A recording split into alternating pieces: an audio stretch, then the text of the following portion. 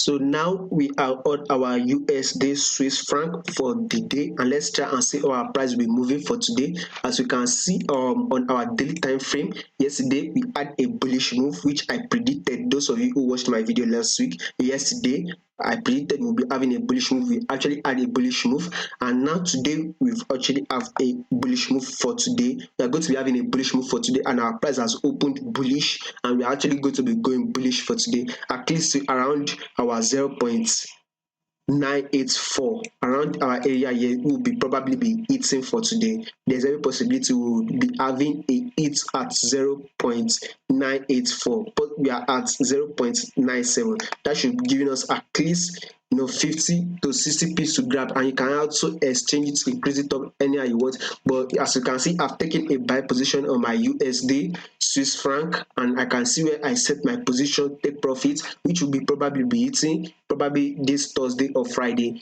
anyhow it moves. But above all, we are going bullish now on our 4-hour time frame. As you can see, our price is going bullish, waiting to break above it.